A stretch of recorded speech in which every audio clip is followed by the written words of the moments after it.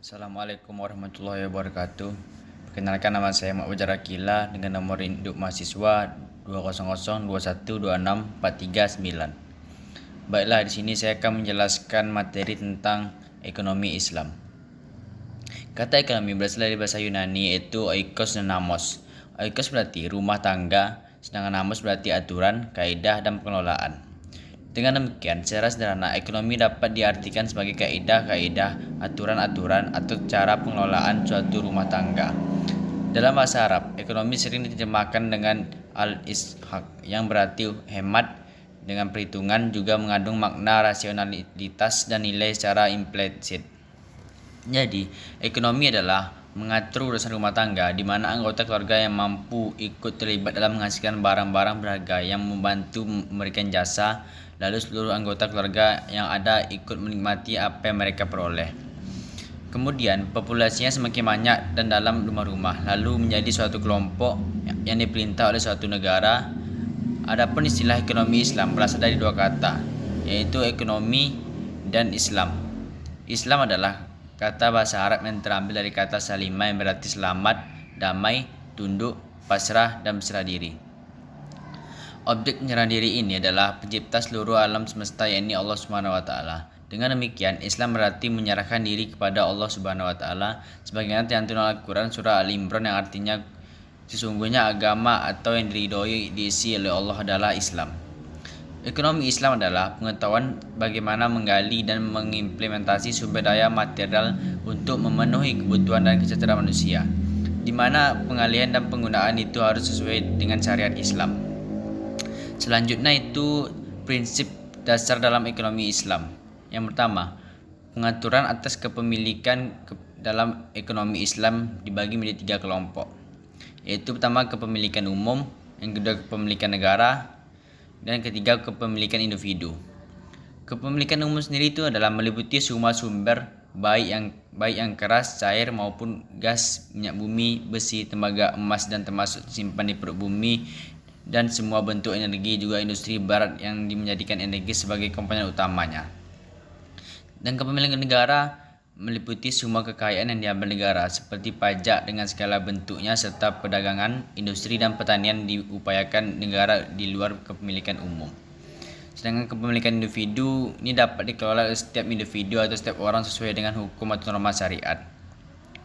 Yang kedua, ada penetapan sistem mata uang emas dan perak. Emas dan perak adalah mata uang dalam sistem Islam. Ditinggalkannya mata uang emas dan perak dan menggantikannya dengan mata uang kertas telah melemahkan perekonomian negara. Dominasi mata uang dolar yang tidak ditopang secara langsung oleh emas mengakibatkan struktur ekonomi menjadi sangat rentan terhadap mata uang dolar. Dan yang ketiga, ada penghapusan sistem perbankan ribawi. Sistem ekonomi dalam Islam mengharamkan segala bentuk riba, baik riba nasiah maupun fadlah. Yang keduanya memiliki unsur merugikan pihak lain yang termasuk di dalam aktivitas ekonomi tersebut. Yang keempat, ada pengharaman sistem perdagangan di pasar non-real. Sistem ekonomi Islam melarang penjualan komoditi sebelum barang menjadi milik dan dikuasai oleh penjualnya. Haram hukumnya menjual barang yang tidak menjadi milik seseorang seperti perdagangan di pasar non-real atau virtual. Selanjutnya ada sistem ekonomi Islam. Pada sistem ekonomi Islam terdapat beberapa asas sistem ekonomi Islam yang ditemukan oleh Zulum, Azain, An-Nabain, dan Abdullah, yaitu pertama ada kepemilikan. Pada asas pertama, yaitu kepemilikan, telah diuraikan pada prinsip dasar ekonomi Islam, dan sesungguhnya pemilik kepemilikan harta itu adalah Allah Subhanahu wa taala dan sekaligus zat yang memiliki kekayaan tersebut. Seperti dalam surat An-Nur ayat 23. Yang kedua, ada pengelolaan kepemilikan. Secara garis keras, pengelolaan kepemilikan mencakup pada 2 kegiatan, yaitu yang pertama ada pembelanjaan harta. Pembelanjaan harta adalah pemberian harta tanpa adanya konsekuensi. Dalam pembelanjaan harta milik individu yang ada, Islam memberikan tuntunan bahwa harta tersebut pertama-tama harusnya dimanfaatkan untuk nafkah wajib seperti nafkah keluarga, membayar zakat, dan lainnya. Kemudian nafkah sunnah seperti sedekah, hadiah, dan lainnya.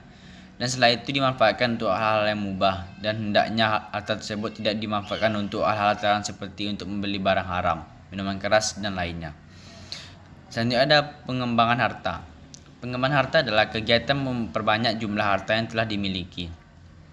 Seorang muslim yang ingin mengembangkan harta yang telah dimiliki wajib terikat dengan ketentuan Islam berkaitan dengan pengembangan harta. Dan yang ketiga ada distribusi kekayaan di tengah-tengah manusia. Karena distribusi kekayaan termasuk masalah yang sangat penting, maka Islam memberikan juga berbagai ketentuan yang berkaitan dengan hal ini. Mekanisme distribusi kekayaan terwujud dalam sekumpulan hukum syara yang ditetapkan untuk menjamin pemenuhan barang dan jasa bagi setiap individu rakyat. Mekanisme ini dilakukan dengan mengikuti ketentuan sebab-sebab kepemilikan harta, akad-akad muamalah yang wajar. Namun demikian, perbedaan potensi pemenuhan tersebut suatu kebutuhan bisa menyebabkan perbedaan distribusi kekayaan tersebut di antara mereka. Selain itu, perbedaan antara masing-masing individu mungkin saja menyebabkan terjadinya kesalahan dalam distribusi kekayaan. Kemudian, kesalahan tersebut akan membawa konsekuensi terdistribusikannya kekayaan kepada segelintir orang saja. Sementara yang lain kekurangan, sebagainya yang tiada akibat penimbunan alat tukar yang fix seperti emas dan perak. Baiklah, sekian dari penjelasan saya tentang materi ekonomi Islam. Assalamualaikum warahmatullahi wabarakatuh.